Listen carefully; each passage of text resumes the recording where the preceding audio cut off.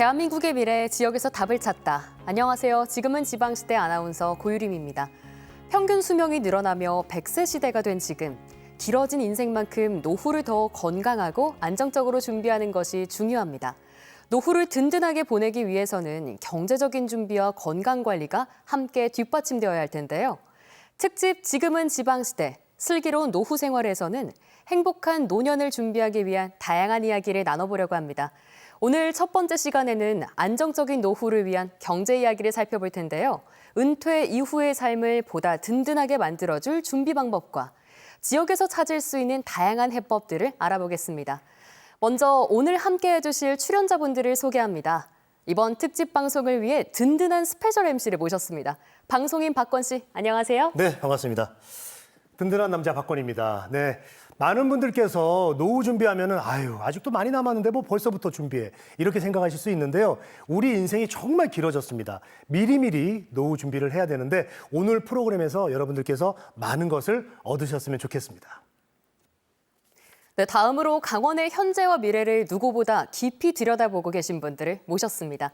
지역의 다양한 현안을 연구하며 정책 방향을 제시하고 계신 강원연구원 연구위원 임재영 박사님 나오셨습니다. 네, 안녕하십니까. 강원연구원 임재영입니다. 노후를 대비하는 것이 굉장히 중요합니다. 이러한 문제들을 열심히 연구하고 있는 임재영입니다. 네, 오늘 이 시간이 되게 유익했으면 좋겠습니다. 네, 보다 여유롭고 풍요로운 노후를 준비하는 방법 궁금하신 분들 많으실 텐데요. 그 이야기를 전해주실 연금 전문가 이영주 대표님 모셨습니다. 안녕하세요. 초고령 사회로 진입했습니다. 그 어느 때보다 연금의 중요성이 점점 커지고 있거든요. 국민연금부터 시작해서 퇴직연금, 개인연금, 주택연금까지 연금에 대한 종합적인 상담을 정확하게 제공해 드리도록 하겠습니다. 이영주입니다. 반갑습니다. 네, 평균 수명이 늘어나면서 이제 100세 시대가 열린 것은 참 반가운 일이지만요. 한편으론 고령화에 대한 걱정도 정말 큽니다. 특히 지역사회에서는 인구 고령화가 정말 중요한 과제로 떠오르고 있는데요. 임재용 박사님, 현재 강원도의 상황은 어떤가요? 네, 우리나라는 아마 전 세계에서 가장 빠르게 고령화가 진행되는 나라입니다. 통계청에 따르면 우리나라는 이제 고령화 초고령 사회, 이제 이게 뭐냐면 고령 65세 이상 인구비율이 20%가 넘는 사회가 초고령 사회인데 이미 2025년에 초고령 사회에 진입을 했는데 강원도는 이미 그 이전부터 초고령 사회였습니다. 강원도의 이 고령화율은 아마 지금 27% 수준을 알려져 있는데요. 특히나 정선, 영월 같은 지역은 이제 30%가 넘는 수준입니다. 특히 어떤 지역은 이제 인구 2명 중에 1명이 65세 이상일 정도로 굉장히 고령 문제가 심각합니다. 그런데 네. 더 큰 문제는 고령화와 함께 청년들이 다 나가기 때문에 이 지역이 소멸하고 있는 문제가 더 큰 문제라고 할 수 있습니다. 네, 초고령화 시대가 다가오는 지금 노후를 준비하거나 맞이하는 과정에서 여러 가지 고민이 따르기 마련인데요. 그중에서도 가장 큰 관심사 가운데 하나가 바로 경제적인 부분입니다. 은퇴 이후에도 안정적이고 행복한 삶을 이어가기 위해서는 어떤 준비가 필요할까요? 그에 앞서 우리 도민들은 노후와 경제에 대해 어떤 생각과 고민을 갖고 있는지 직접 들어보겠습니다.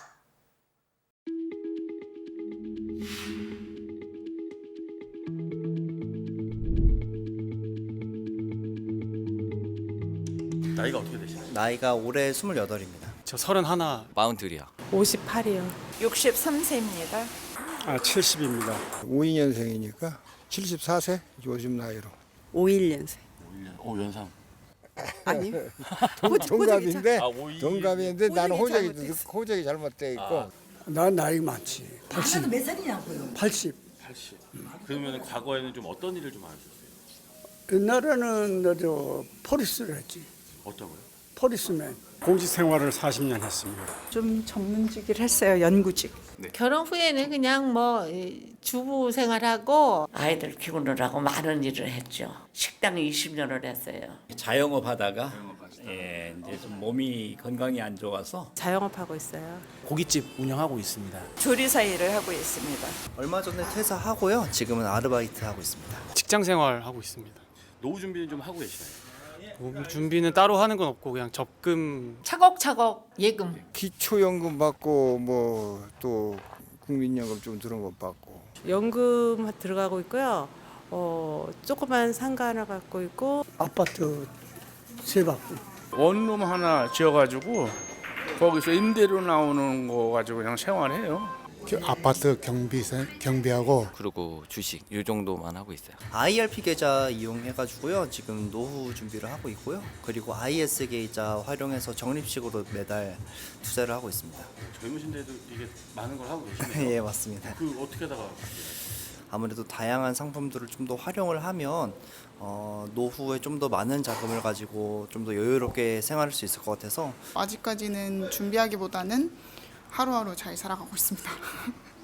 앞으로 이제 노후 준비를 하셔야 될 텐데 가장 걱정되는 점이 있다면 좀 어떤 게 있을까요? 부모님도 사실상 자녀 양육하는데 모든 힘을 다 쓰셔서 준비할 시간도 그런 여유도 없지 않았을까 생각이 듭니다. 준비한 거라고 애들 키운 것뿐이 없어요. 그럼 따로 노후 준비가 좀 안 되어 있으신? 예, 안 돼 있죠. 내가 수급자로 돼서 그걸로 그냥 먹고 살아요. 추후에 내가 연금을 좀 받을 수 있을까? 국민연금도 저희 세대는 못 받을 수 있다 뭐 이런 말들이 좀 있잖아요. 은퇴 후에 이제 연금 수령까지 조금 공백 기간이 있는데 그거에 따른 이제 그게 조금은 걱정되는데 연금이 그렇게 많지 않기 때문에 그것만으로는 많이 부족한 편입니다. 뭐 특별히 걱정된 건 없어요. 큰 걱정 없어요. 또 아이들 걱정이잖아요. 늘 뭐 우리 나이야. 불확실성 뭐 이런 것도 있지만은 제가 뭐 계속 일할 수 있는 게 없으니까. 자영업자다 보니까 제가 몇 세까지 이거를 할 수 있을까? 만기금을 탔을 때 지금의 그 가치와 지금의 그 만기 가치는 엄청나게 틀려서 적금 붙는 게 도움이 되나. 경제가 지금 어려우니까 빨리 살아났으면 좋겠어요. 나는 우리나라에서 내가 제일 행복한 여자라고 생각해요. 나라에서 주는 거 가지고 그냥 남한테 손 안 벌리고 아직은 사니까. 전문가에게 물어보고 싶은 게 있다면 어떤 게 있을까요? 아무래도 청년들 가장 큰 고민이 이제 아무래도 이제 자택 저축하는 거 따로 이렇게 하다 보면 사실 20대 청년 평범한 직장인들로는 이제 불가능하거든요. 아직 30대는 좀 막연하다 생각하시는 분들이 좀 많을 것 같은데 그래서 그분들을 위해 조금 이게 필요하다. 구체적으로 젊은 층에서부터 어떤 부분을 차근차근히 준비해야 자영업자들이 어떻게 노후를 준비하는지 어떻게 투자를 하면은 풍요롭게 살 수 있는지. 저희 연금하고 예금하고 있는 돈을 조금 효율적으로 어떻게 관리를 하는지 그런 걸 물어보고 싶어요.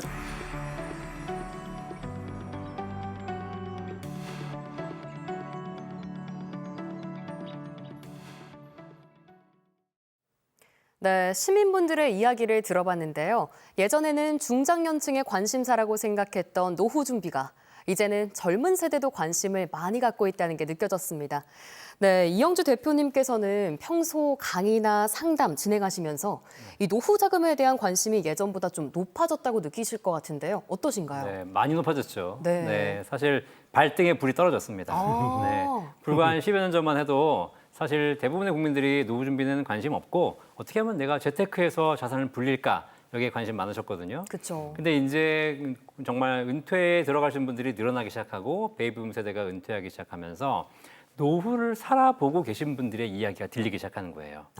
그래서 사실 과거에 비해서 좀 달라진 게 뭐냐면 과거에는 노후 준비한다 그러면 통장에 내가 1억 모을까, 뭐 2억 모을까, 5억 모을까 이렇게 목돈 중심으로 노후를 준비한다 이런 생각이 좀 많으셨거든요. 네. 근데 지금 이제 좀 상담하다가 물어보면 저는 노후에 65세부터 한 달에 한 300만 원 꾸준하게 나왔으면 좋겠어요.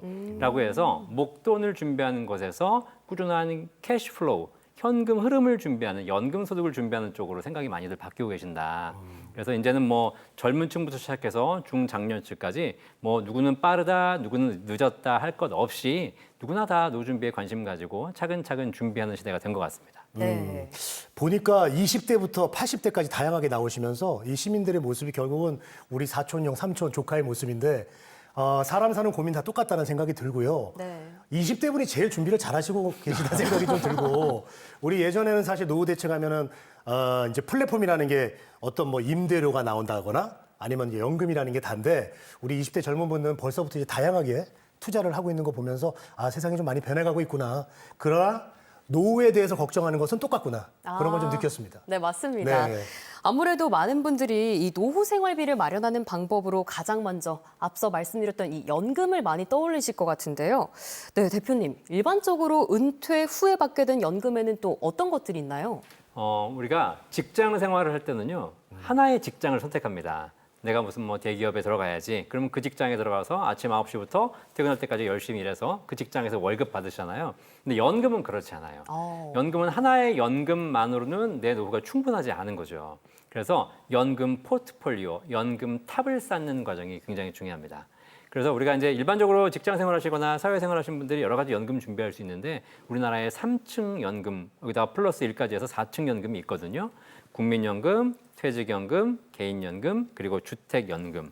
이 네 가지를 잘 쌓아서 포트폴리오를 잘 짜시는 게 내 노후 준비하는 데 굉장히 큰 도움이 되신다.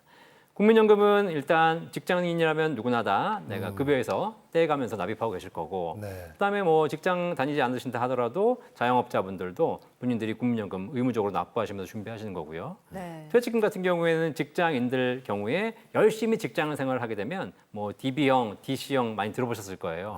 재직 중에 퇴직금이 잘 쌓여서 나중에 퇴직할 때 일시금 받거나 연금으로 받는 플랜이 가능한 거고, 개인연금 같은 경우에도 스스로 추가적으로 개인이 준비해서 연금 준비하시는 거, 마지막에 주택을 담보로 해서 연금 받을 수 있는 이 네 가지 연금 체계를 잘 쌓으신다면 여러분 노후 준비하는 데 큰 도움이 되실 거라고 생각합니다.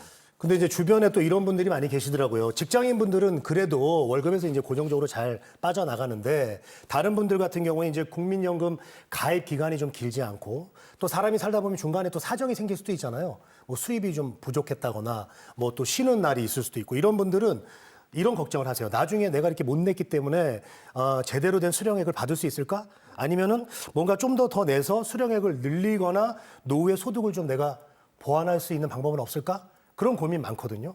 어떻게 해야 될까요? 그 연금 준비가 부족하신 분들에게 지금 늦었다고 생각하지 않고 지금부터 우리가 국민연금을 제대로 준비할 수 있는 방법이 몇 가지가 있습니다. 제가 국민연금 늘리는 3가지 방법 알려드릴게요. 일단 지금 말씀하신 대로 사실 우리나라 노후 준비의 1순위가 국민연금이거든요. 국가에서 운영해주는 연금이고 뭐 최근에 기금 고갈 뭐 이런 얘기들이 과거에 있었는데 최근에 이제 주가가 올라가면서 운용 수익이 증가하면서 그런 얘기는 싹 사라졌습니다. 걱정하지 않으셔도 될 것 같은데요. 내가 국민연금이 좀 부족하다라고 하시는 분들은 과거에 주로 납입을 좀 못했거나 적게 했거나 이런 분들이세요. 특히 뭐 자영업 하시는 분들이 중간에 좀 납입을 못하시는 경우도 있지 않습니까? 국민연금은요, 과거에 못 냈던 연금을 나중에 낼 수 있는 추후 납부 제도가 있습니다. 사실 일반적인 개인 금융상품에서는 찾아볼 수가 없는 제도예요.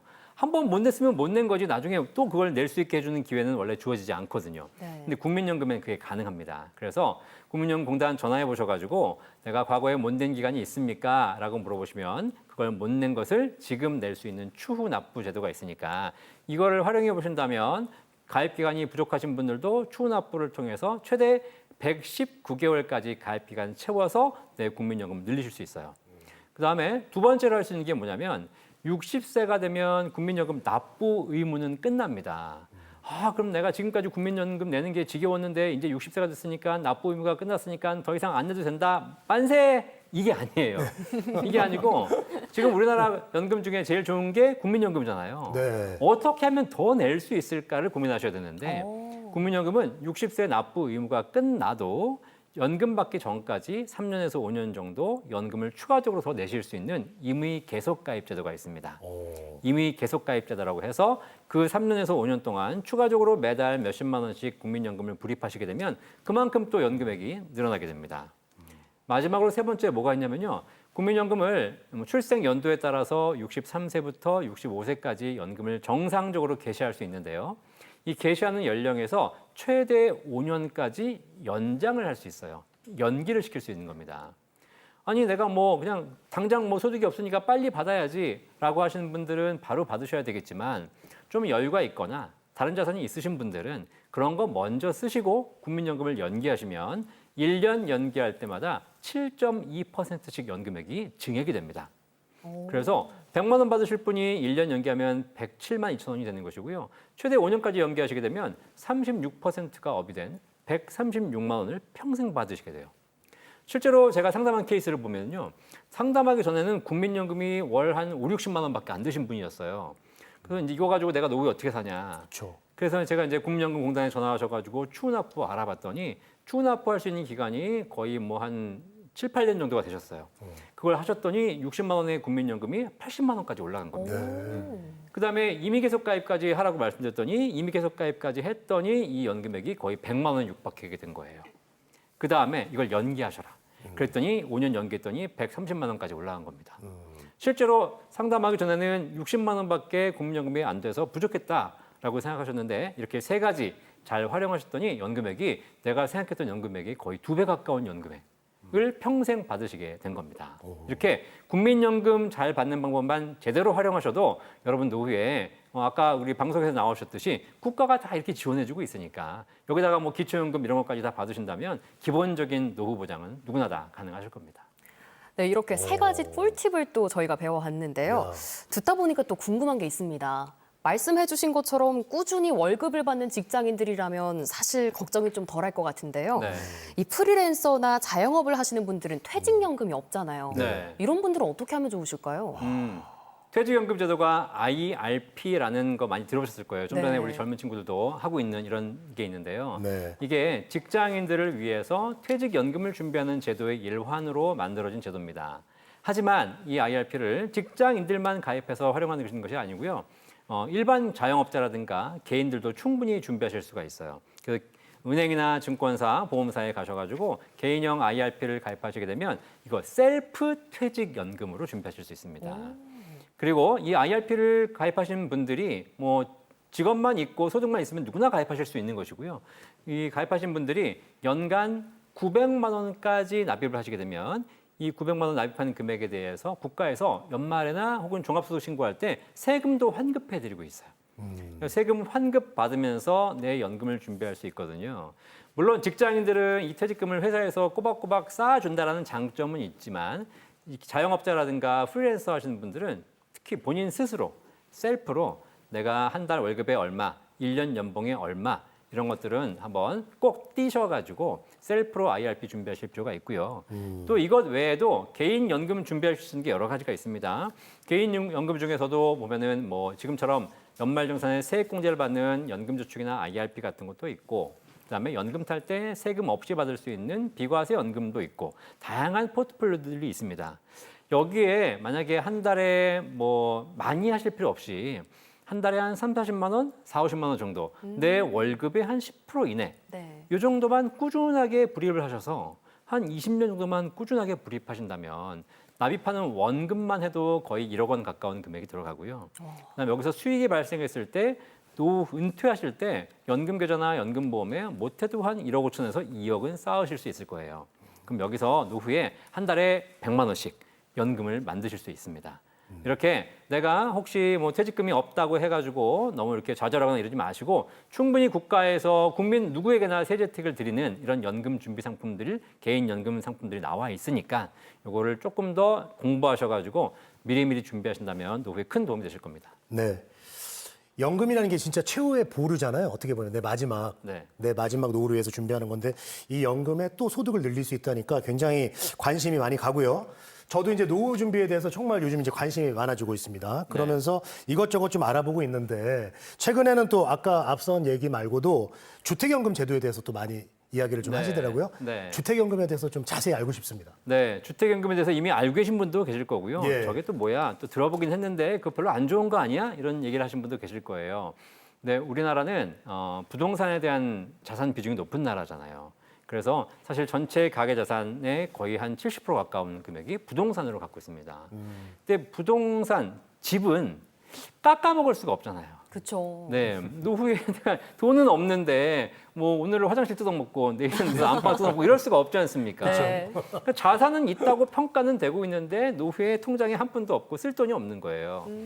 그래서 이제 이렇게 부동산 자산 비중이 높은 우리는 대한민국에서 2005년부터 특별하게 도입된 제도가 바로 주택연금입니다. 내가 살고 있는 집을 담보로 해서 이 집에 살면서 평생 연금 받을 수 있는 제도. 이 주택연금 제도 전 세계에 3개 나라밖에 없어요. 진짜요? 네, 사실 이 주택연금 제도가 있는 대한민국은 축복받은 나라거든요. 미국, 홍콩, 대한민국. 이 3개국밖에 없습니다. 다른 나라는 주택연금을 가입하고 싶어도 못해요. 그래서 우리나라는 이 주택연금 제도가 있거든요. 일단 가입 조건은 누구나 다 할 수 있는 건 아닙니다. 일단 부부 중에 한 분이라도 55세가 넘으셔야 됩니다. 물론 55세 넘었다고 바로 가입하시는 건 그렇게 바람직하지는 않으나 기본 조건이 55세 넘으셔야 되는 것이고요. 공시 가격이 12억 원 이내인 주택이어야 돼요. 그러니까 뭐 서울이나 경기권에는 공시 가격이 비싸니까 안 되는 주택들이 많겠지만 네. 뭐 강원 지역이라든가 이렇게 지방에서는 대부분의 주택들이 공시 가격이 12억 원이 안 되시기 때문에 어떤 주택이나 가입하실 수 있겠습니다. 네. 그 주택 가입하는 데 있어서 반드시 뭐 아파트만 되는 게 아닙니다. 빌라, 뭐 농가, 그다음에 오피스텔도 주거용으로 쓰고 계시는 오피스텔은 다 가능합니다. 그래요? 그래서 살고만 있으면 된다. 네. 시골에 있는 집도 다 가능하다. 네, 가입할 수 있고요. 다만 여기서 또 한 가지 조건이 뭐냐면 반드시 내가 살고 있는 집으로 가입하셔야 돼요. 어디 뭐 전세 주고 있고 세 투자하고 있고 이런 집은 안 되고 내가 거주하는 집으로 가입하시면 되거든요. 자, 이렇게 해서 주택연금에 가입하시게 되면 그러면 주택연금이 가장 궁금하신 게 얼마가 나오냐. 그렇죠. 그렇죠. 이게 궁금하실 거예요. 네. 얼마 나오냐면 시세 1억당 70세에 가입하신다는 가정하에서 네. 70세 일반적으로 많이 가입하시니까 네. 시세 1억당 월 30만 원 연금을 평생 받으십니다. 그러면 1억짜리 집이면 30만 원이고요. 5억짜리 집이면 150만 원을 매달 돌아가시는 그날까지 받습니다.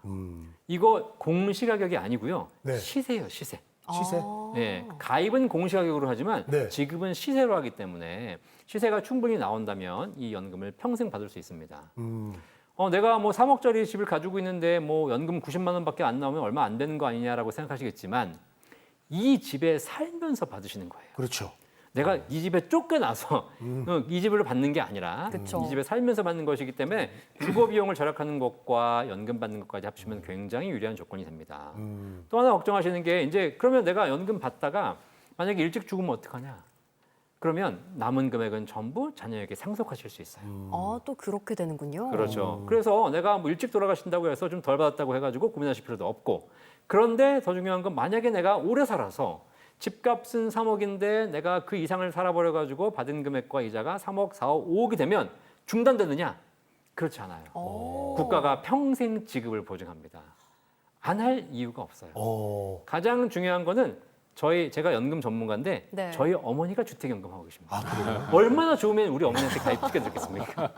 아니 이용주 대표님 말씀 들으니까 제 노후가 이미 다 해결되는 느낌이 좀 듭니다. 아니 근데 저 궁금한 게 있어요. 네. 시세가 만약에 몇 달 내다가 시세가 올라가요. 네. 그러면은 받는 수령액도 올라갑니까? 그렇진 않습니다. 그렇진 않아요? 가입 시점의 시세에 따라서 연금액이 결정되고요. 그거를 고정적으로 평생 드립니다. 그렇군요. 그래서 올라가면 더 받지는 못하지만 네. 반대로 집값이 떨어진다고 해가지고 덜 받는 것도 아니에요. 그러니까 뭐 수도권처럼 집값이 올라가는 경우에는 그런 부분이 좀 약간 불리함이 있겠지만 이렇게 집값이 변동이 없거나 오히려 집값이 좀 하락할 가능성이 있는 지방에서는 지금 당장 네. 주택금융공사 전화하셔가지고 네. 바로 가입하시는 것이 더 좋을 수 있겠습니다. 알겠습니다. 네. 내가 살고 있는 집으로 이렇게 연금을 받는다니까 참 메리트가 있는 것 같은데요. 네. 하지만 실제로 가입하시는 분들은 많지 않다고요. 네. 지금 사실 우리나라의 주택연금 가입자 수가 약 한 15만 명 정도가 됩니다. 네. 뭐 15만 명 정도면 많은 거 아니냐고 생각하시겠지만 우리나라 65세 이상 어르신 인구가 1,000만이 넘었어요. 네. 1,000만 중에서 주택연금 가입하신 분들이 15만밖에 안 되는 거기 때문에 뭐 가구 비율로 봐도 몇 프로가 안 되는 거죠. 그렇죠. 사실 많이들 가입 안 하고 계시는데 그 가장 큰 이유가 뭐냐면 주택연금에 대한 약간 부정적인 인식이라든가 오해를 하고 계시는 경우가 많아요. 대표적인 오해가 주택연금을 가입하면 국가가 내 집을 뺏어간다. 그러니까요. 네, 저는 절대 그렇지 않습니다. 주택연금을 가입한다고 해가지고 명의가 바뀌는 게 아닙니다. 그냥 내 명의 그대로 있으면서 내 집을 담보로 대출을 받되 그거를 돌아가시는 그날까지 평생 국가가 보증해 주는 것이기 때문에 굉장히 중요한 것이니까 국가가 뺏어가지 않는다 생각해요. 그런데 저는 사실 오늘 방송 나왔으니까 그냥 대놓고 말씀드리면 네. 국가가 뺏어갔으면 좋겠어요. 왜요? 주택연금 가입하신 분들에게 명의를 국가가 가져갔으면 좋겠어요. 이건 어떤 소리죠? 이게 왜 그러냐면 명의를 가져가지 않고 여러분 명의로 그대로 있는 상태에서 연금을 드리다 보니까 주택연금 받으시는 분들이 그 주택에 대해서 재산세도 내셔야 되고 주택에 대해서 건강보험료도 내셔야 돼요. 차라리 국가가 뺏어가 버리면 나는 주택연금 받겠습니다. 국가가 가져가서 연금만 주십시오. 그럼 국가가 가져가고 나는 연금만 받으면서 재산세도 안 내고 건강보험료도 안 내고 아무 부담 없이 그냥 연금만 이 집에 살면서 평생 받으면 되는 거잖아요. 좋은데요? 아주 좋은 거잖아요. 네. 근데 국가가 안 뺏어가줘요. 안타깝게도. 안 뺏어가서 문제네요, 이번에는. 그러니까요. 명의를 내 명의를 그냥 남겨두는 거예요. 재산이 뭐 많으면 뭐해. 세금만 내는데. 네. 그래서 결국은 그런 걱정은 하실 필요가 없다. 불행하게도 안 뺏어간다. 거기다가 주택연금 가입하시는 분들이 또 이런 고민을 많이 하십니다. 이거 주택연금 대출인데 대출 이자가 늘어나는데 이자가 굉장히 높지 않냐, 뭐 복리로 늘어나는 거 아니냐, 주택연금 가입할 때 여러 가지 뭐 수수료라든가 비용들이 비싸다 이런 고민 때문에 가입 안 하신 분들이 계십니다. 실제로 주택연금에 대한 이자율은 주택담보대출 이자율보다 조금 낮긴 하지만 이 이자가 복리로 가산되기 때문에 실제 이자는 적지 않습니다. 그다음에 거기에 따른 비용이라든가 수수료도 적지 않습니다. 그렇죠? 그러니까 이거 이렇게 알고 계시는 사실이 맞아요. 근데 중요한 건 이 모든 수수료, 비용, 이자 생전에 부담하지 않습니다. 돌아가신 이후에 정산하는 거예요. 그렇기 때문에 나는 그냥 한 달에 얼마 나오는지 연금만 받으시면 되지 거기서 연금 받으면서 수수료 띄고 비용 띄고 주는 게 아니라는 겁니다. 그거는 나중에 돌아가시고 난 이후에 자식들이 이제 앉아가지고 우리 아버지 어머니가 이렇게 비싼 상품을 가입하셨네. 괜히 이런 거 받으셔가지고 자식한테 물려주는 거 한 푼도 없이 가셨네.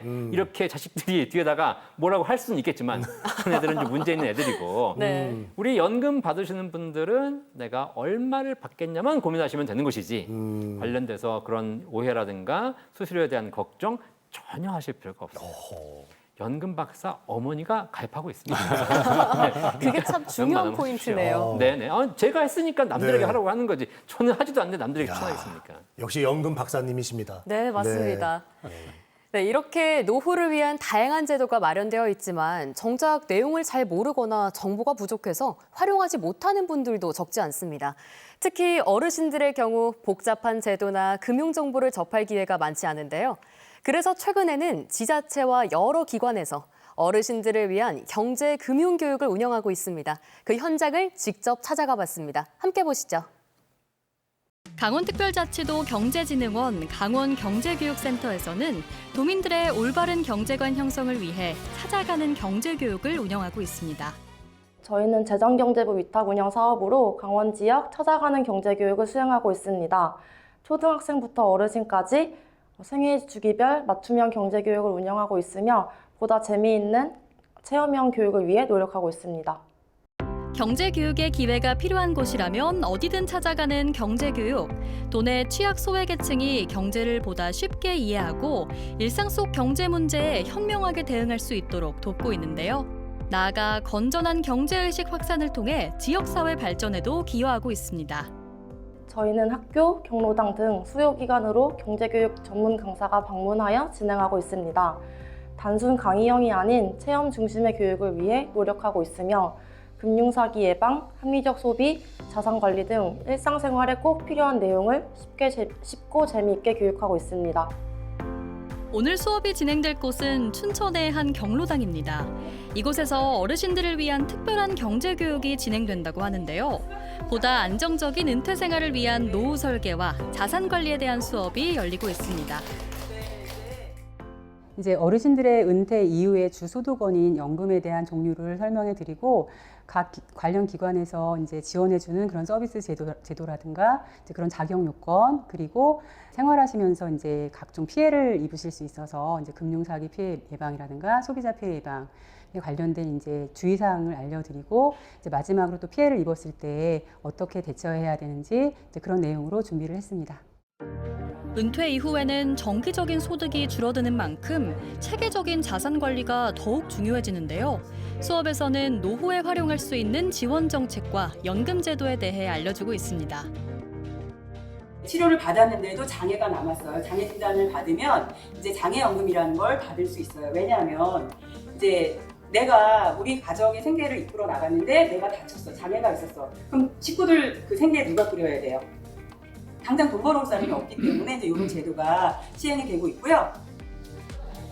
다소 낯설고 어려운 내용도 있지만 앞으로의 안정적인 미래를 준비하기 위한 수업인 만큼 어르신들도 강사의 설명에 귀 기울이며 진지한 모습으로 수업에 참여하는데요. 노후 설계에 대해서 그냥 막연하게 생각했었는데 그 내용을 이렇게 자세히 알려주셨고 거기에 대한 거를 조목조목 이렇게 나눠서 얘기해 주셔가지고 너무 도움이 많이 됐고요. 그 개인연금이라든지 국민연금 그거에 대해서 설명해 주실 때 이제 좀 미리 좀 알았으면 국민연금 같은 거 미리 가입을 해두면 노후에 수령연금이 더 많아졌을 텐데 이게 늦게 들다 보니까 이런 교육이 좀 미리 했었으면 받았으면은 도움이 많이 됐을 것 같다 이런 생각이 들었습니다. 어르신들이 수업에 더욱 적극적으로 참여하실 수 있도록 강사 선생님과 함께 소통하는 참여형 수업으로 진행하고 있는데요. 또한 수업 마지막에는 퀴즈를 통해 배운 내용을 다시 한번 되새기고 중요한 내용을 더욱 오래 기억할 수 있도록 하고 있습니다. 노후연금, 기초연금도 잘 정리하면 또 받을 수 있는 확률이 많다는 것도 알게 되었고 여러 가지 연금에 대해서 유익이 있었습니다. 오늘 강의를 듣고 이렇게 많은 노인들이 이런 걸 모르고 보이스피싱이나 그다음에 연금이나 또 특히 건강, 운동을 지속적으로 해야 되는 그런 부분들에 대해서 좀 깊게 생각하고 그럴 수 있는 기회가 되어서 너무 좋아가지고 경로당뿐 아니라 노인들이 모인 많은 곳에서 이런 것들을 강의를 많이 해주셨으면 유익이 되고 좋을 것 같습니다. 찾아가는 경제교육은 어르신들이 평소 궁금했던 경제 정보를 배우고 필요한 제도를 보다 쉽게 이해할 수 있도록 돕고 있는데요. 단순한 지식 전달을 넘어 건강한 노후를 준비하는 과정으로 자리 잡고 있습니다. 어르신들을 대상으로 금융사기 피해를 많이 이제 입히고 있어요. 그래서 이제 그런 피해를 예방하기 위해서 이제 교육을 해서 예방하는 차원에서도 필요하다고 생각을 하고요. 그리고 각종 이제 사회 서비스 제도라든가 지원 제도 이런 거를 이제 잘 몰라서 혜택을 못 받으시는 분들이 있기 때문에 그런 이제 제도들이 이렇게 바뀔 때마다 이렇게 바로바로 알려드리면 이제 많은 분들이 혜택을 받으실 수 있고요. 점점 자신감도 생기게 하고 자신감이 생기면 내가 또 안정적이고 이제 건강하게 또 생활하실 수 있잖아요. 이제 그렇게 되면 또 사회 경제적인 면에서도 가장 또 큰 도움이 된다고 생각해서 경제교육은 꼭 필요하다고 생각합니다. 어르신들이 스스로 자산을 관리하고 올바른 금융 판단을 내릴 수 있도록 돕는 경제교육. 노후의 경제적 불안을 줄이고 안정적인 삶을 준비하는 든든한 밑거름이 되고 있는데요. 경제교육이 어르신들의 든든한 노후 준비의 첫걸음이 되길 기대해 봅니다.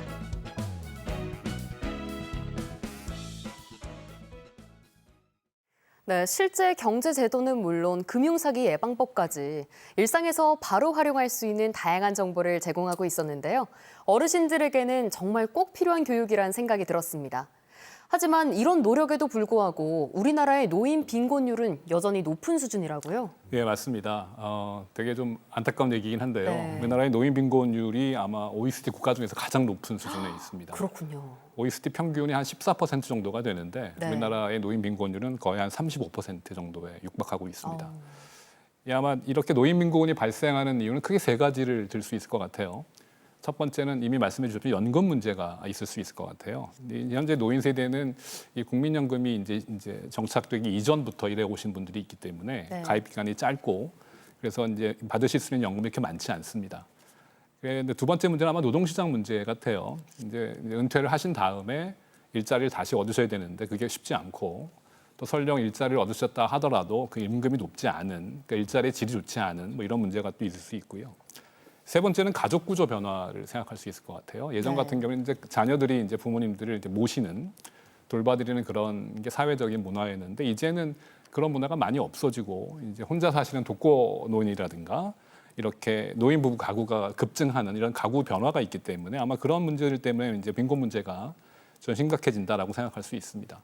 근데 강원도는 이런 노인 빈곤 문제가 더 심각하다고 할 수 있는데 이제 왜냐하면 강원도는 농촌이 좀 많지 않습니까? 그쵸. 그래서 이제 연금에 가입하신 분들도 많지 않고 또 아울러서 이제 독거노인, 독거가구가 많습니다. 그래서 이렇게 혼자 사시게 되면 아무래도 소득도 물론 없지만은 이제 그 건강 상태가 안 좋아지셔서 의료 빈곤에 이르게 되는 경우가 네. 많습니다. 결국 뭐냐면 소득 빈곤과 의료 빈곤이 같이 가고 있다는 게 가장 큰 문제입니다.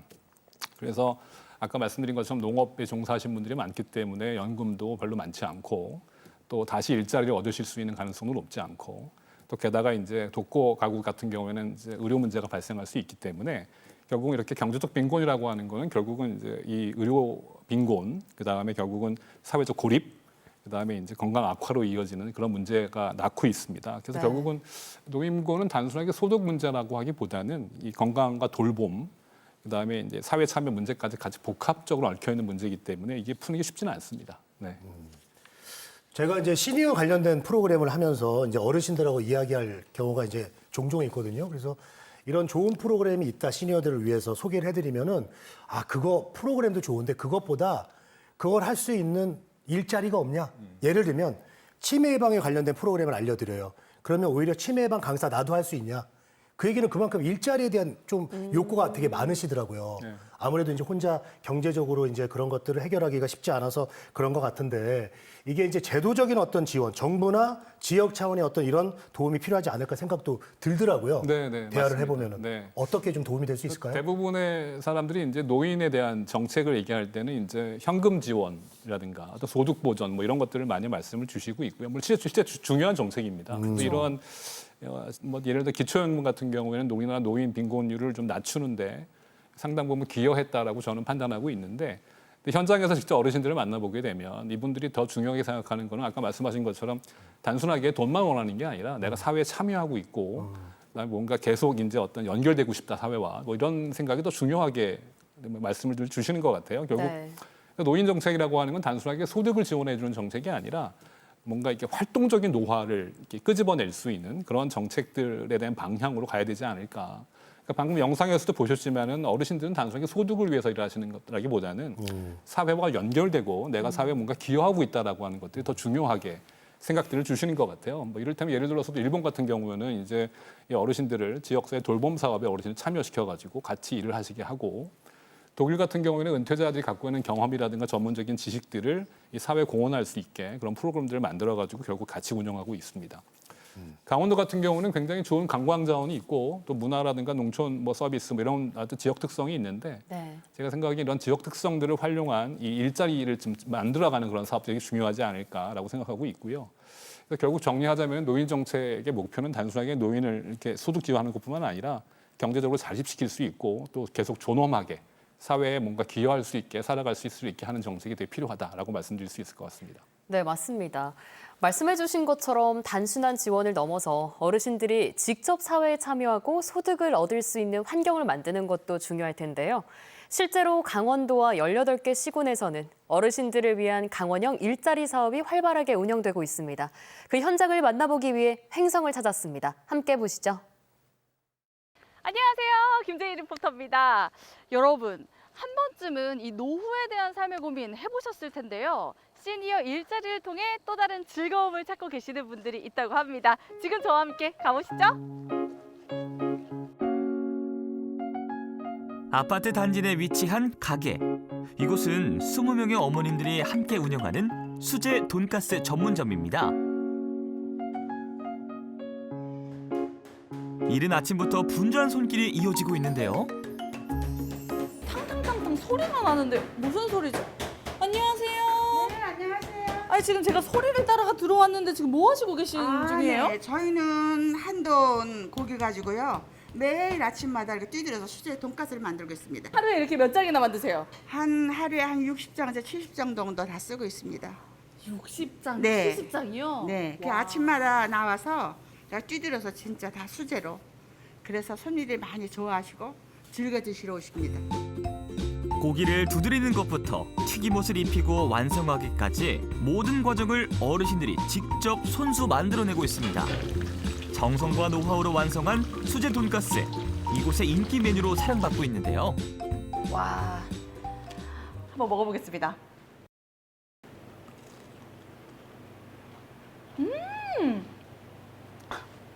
너무 맛있어요.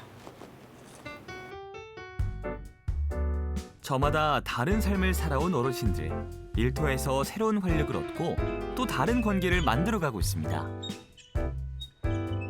아이고 우리 어머님들 또 일하고 계세요? 아니 일하신 지는 얼마나 되셨어요? 한 4년 됐어요. 4년. 예.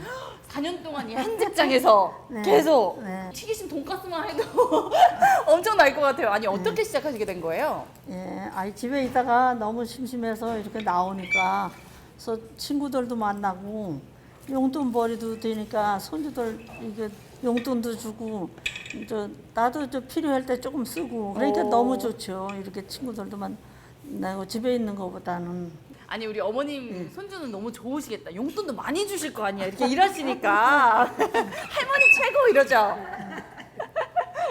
아니 우리 어머님은 실제로 일 해보시니까 어떠세요? 좀 힘드시지는 않으세요? 아니요. 아주 배려를 많이 해주셔가지고 힘들게는 해주지 않으셔요. 그냥 어르신들이 노인네들이 그냥 할 수 있게끔만 그 양만큼만 해주시기 때문에 어느 분이나 오셔서 의욕이 있으신 분은 다 오셔도 됩니다. 얼마나 좋아요. 월급 탈 땐 행복해요. 어머님도 달력에 월급날 이렇게 동그라미 치시고 기다리시나요? 아우, 다 해놓죠. 월급날이면 9시만 되면 핸드폰 보거든요. 그러면 한 뭐 10시, 11시 되면 딸깡하게 들어와요. 네, 어머님은 어떤 게 가장 좋으세요? 저는 이렇게 여기 나오니까 생활에 활력소가 되는 것 같아가지고 집에서 뭐 혼자 이렇게 생활을 하다 보니까 좀 그래서 나오니까는 뭐 언니들도 있고 또 동료도 있고 친구도 있고 그러니까 생활에 활력이 되면서 오는 게 너무 즐겁고 행복해요. 이 외에도 횡성은 다양한 노인 일자리 사업 창출에 앞장서고 있는데요. 마을을 가꾸는 우리마을 환경지킴이 등의 공공형 일자리와 파크 골프 러닝 메이트, 산림 안전지기, 스마트 시설 안전 관리 등 어르신들의 전문성과 경험을 바탕으로 일하시는 노인 역량 일자리, 또한 편의점과 음식점, 지역 상품을 판매하는 로컬샵 등 10곳의 공동체 사업단을 운영하고 있습니다. 어르신들이 단순히 수입을 얻는 것뿐만 아니라 은퇴 이후에 노인 일자리를 통해서 삶의 활력과 건강을 얻고 성취감과 보람을 느끼시고 있습니다. 이번에 만나볼 참여자는 파크골프 러닝메이트로 활동 중인 어르신입니다. 오, 손님을 응대하는 모습이 능숙해 보이는데요. 그래도 골프채를 들고 계신 거 보아하니 약간 그 프로의 향기가 나거든요? 아유, 그 정도는 아닌데 아무튼 2급 지도자 자격증은 가지고 있습니다. 아, 그럼 여기에서 어떤 일을 하시는 거예요? 러닝메이트 이제 시니어 일자리인데 이 골프장의 어떤 환경을 쾌적하게 또 안전하게 어르신들이 운동할 수 있도록 조성을 해주고, 두 번째는 이제 처음 운동을 시작하는 어르신들에게는 어떤 룰이랄지 또 에티켓이랄지 여러 가지 또 어떤 치는 방법이랄지 자세 이런 까지도 이제 원포인트 레슨을 해주고 있고, 최대한 좋은 환경에서 어르신들이 운동할 수 있도록 이렇게 지원을 하고 있습니다. 선생님 없으면 여기는 안 돌아갈 것 같습니다. 얘기 들어보니까. 아니다, 그 정도까지는 아니지만 나름대로 열심히 보람을 느끼고 일을 하고 있습니다. 공직 생활을 마친 뒤 새로운 도전에 나선 어르신. 일과 취미를 함께 즐기며 활기찬 노후를 보내고 있습니다. 저는 이제 공직 생활 한 30년 마치고 기촌에서 와서 살고 있다가 뭔가는 하고 싶어야겠는데 건강을 위해서 하여튼 뭐 하는 일이 뭔가 싶었는데 파크 골프가 가장 좋은 일인 것 같아서 지원하게 됐습니다. 1년 동안 파크 골프를 하시고 이제 전문가로서 또 치팅도 하시는 거 보니까 베테랑의 느낌이 확 오거든요. 저도 오늘 여기서 조금 배워갈 수 있을까요? 아이, 그럼요. 그렇게 시작된 베테랑 선생님의 1:1 수업. 과연 제이리프터의 실력은 어떨까요? 제법 멀리 날아간 공. 선생님의 평가는요? 오케이. 오, 잘 갔어. 나이스. 오, 굿샷. 와, 굿샷. 생각보다는 잘 쳤다. 아니, 생각을 어떻게 하셨던 거예요? 가르쳐 주시면서 되게 즐거워하시는 것 같아요. 어떠세요? 그럼요. 보람을 엄청나게 많이 느끼고 있습니다. 그리고 동반자들 수시 만나고 그러니까 많은 사람들을 알게 되고 즐겁고 건강해지고 지방시대에 맞게 이렇게 지역사회에서 이런 시니어 일자리를 이렇게 창출해 주셔가지고 또 정말 용돈은 내가 벌어 쓴다. 시대가 그런 시대니까 정말 죽는 순간까지 내 용돈은 내가 벌어 쓴다 라고 자신감도 자부심도 느껴지고 그래서 너무 좋습니다. 소득은 물론 자립과 성취감까지 노후에 새로운 활력을 더하는 노인 일자리 사업.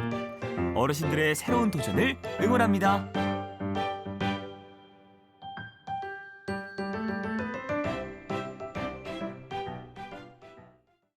일자리에 참여하고 계신 어르신들 표정 보니까 정말 밝아 보입니다. 보는 저도 참 기분이 좋은데요. 단순히 이제 소득을 얻는 것을 넘어서 사회활동을 이어가면서 사람들하고 이렇게 교류를 할 수 있다는 게 큰 장점인 것 같습니다. 실제로요, 통계를 봐도 어르신들의 경제활동 참여 인구가 계속해서 꾸준히 늘어나고 있습니다. 강원 지역에요, 70세 이상 취업자 수가 최근 몇 년 사이에 지속적으로 증가하고 있는데 올해 1분기에는 10만 명을 넘어서면서 역대 최대치를 기록했다고 합니다. 자, 이 얘기는 뭐냐면 그만큼 일하고 싶은 어르신들의 숫자가 늘고 있다는 거죠. 네, 맞습니다. 실제로 어르신들의 만족도도 정말 높고요. 이런 변화에 맞춰서 강원도와 시군의 노인 일자리 사업에도 변화가 필요할 텐데요. 임재용 박사님, 앞으로 어떤 방향으로 이 노인 일자리 정책을 추진해 나가면 좋을까요? 네, 현재 강원도의 18기 시군은 되게 다양한 노인 일자리 사업을 추진하고 있습니다. 네. 특히 이제 일자리 사업을 좀 구분해 보게 되면 공익형이라고 해서 이렇게 환경 미화라든가 거리를 이렇게 깨끗하게 해주시는 것들, 공공시설 관리 같은 것들이 있고요. 그다음에 이제 사회 서비스형이라고 해서 사회에서 이루어지는 돌봄이라든가 아니면 학교에서 이렇게 그 학교 앞에서 왜 교통지도 같은 거 해주시는 분들도 있고, 또 시장형이라고 해서 실제 노인분들이 이제 시니어 기업을 만들어가지고 뭐 수익을 창출하는 그러한 노인 일자리 사업들이 있습니다. 과거에는 이제 아까 언급했던 공익형이라든가 뭐 사회 서비스형 이런 정도가 일반적인 형태였는데 지금은 이제 아까 말씀드린 돌봄 서비스라든가 교육 지원이라든가 사회 서비스 같은 그런 형태대로 이제 바뀌어가고 있습니다. 그런데 이제 제가 드리고 싶은 말씀은 이 초고령 사회에서는 결국 노인을 단순하게 복지 수혜자로 바라보면 안 될 것 같고요. 이 노인분들이 실제 이 고령화 사회를 이끌어갈 수 있는 주역이다. 또 이 고령 사회의 어떤 큰 자산이다라고 생각하실 필요가 있을 것 같아요. 특히 강원도에는 건강하신 어르신들이 많거든요. 그리고 그분들이 갖고 있는 경험이라든가 전문적인 지식들을 활용해서 그분들이 갖고 있는 그런 부분들을 충분히 활용할 수 있는 노인 일자리 사업으로 변화가 필요하다고 생각을 하는데, 그래서 향후 노인 일자리 사업의 정책 방향은 결국은 이 소득을 보장해 드리는 것뿐만 아니라 사회에 참여를 하시고 그다음에 건강을 유지하는 뭐 이런 쪽의 어떤 방향으로 가야 되지 않을까 생각을 하고요. 특히나 강원도는 관광 자원도 많고 또 농촌 특성들이 있기 때문에 이런 강원도의 특성을 최대한 반영할 수 있는 그런 일자리 사업 모델을 개발할 필요가 있습니다. 결국 이 초고령 사회에서 지역을 개발하는 정책에 있어서는 노인이 중심이 되는 정책으로 가야 되지 않을까라고 생각합니다. 네, 말씀 잘 들었습니다. 경제적인 안정은 물론이고요. 그리고 건강하게 생활하고 또 사회와 꾸준히 관계를 이어가는 건 역시 행복한 노후를 만드는 중요한 요소라는 생각이 듭니다. 네, 박건 씨, 이번 시간 함께 해주셨는데 어떠셨나요? 노후 준비를 하기 위해서 어떤 점들을 좀 준비해야 될지 좀 정리하는 시간이 저한테도 됐던 것 같아요. 연금에 대한 어떤 오해도 좀 풀렸고, 그리고 지금부터 미리미리 준비해서 노후를 좀 더 편안하고 안정적으로 보내야 되겠다. 이렇게 새롭게 뭔가 설계해보는 그런 시간이었던 것 같습니다.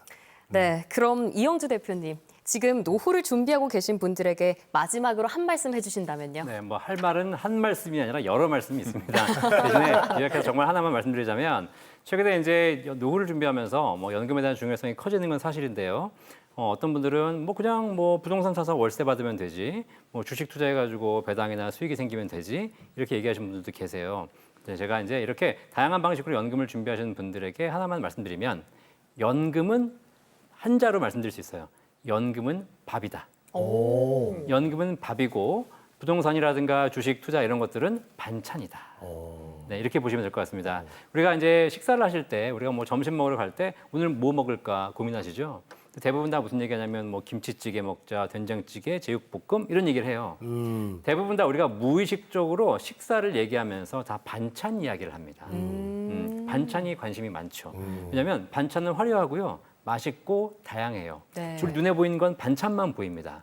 근데 사실 점심시간에 그 식당 가셔가지고 반찬만 드셔보세요.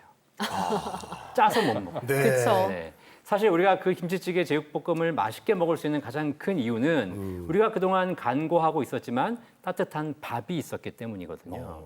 반찬은 역사를 통해서 수없이 바뀌어왔습니다.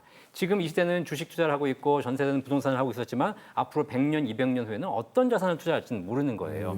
하지만 그 투자하는 자산이 바뀐다 하더라도 연금은 변하지 않아요. 밥은 수천 년간 우리의 주된 식사였거든요. 그래서 반찬을 맛있게 잘 드시려면 밥이 필요하듯이 여러분 노후에 투자도 잘하고 인생을 잘 설계하시려면 가장 기본적인 밥, 연금이 필요하다. 연금은 밥이라는 사실을 꼭 명심하셨으면 좋겠습니다. 네, 말씀 감사합니다. 이번 시간 풍요한 노후를 위한 이야기 함께 나눠봤습니다. 연금 준비 그리고 노인 지원 정책까지 살펴봤는데요. 노후 준비는 먼 미래의 이야기가 아니라 오늘의 작은 실천에서 시작된다는 걸 실감할 수 있었던 시간이었습니다. 함께해 주신 임재영 박사님, 그리고 이영주 대표님, 그리고 박건 씨 감사합니다. 네. 네, 다음 시간에는 2부 건강한 노후를 주제로 인생 후반기를 더 건강하고 활기차게 보내기 위한 건강관리법과 도내 의료 취약지 지원 정책에 대해 자세히 알아볼 텐데요. 2부도 함께 하셔서 더욱 건강하고 행복한 노후를 준비해 보시길 바랍니다. 특집 지금은 지방시대 슬기로운 노후 생활 일부 여기서 인사드리겠습니다. 함께해 주신 여러분 고맙습니다.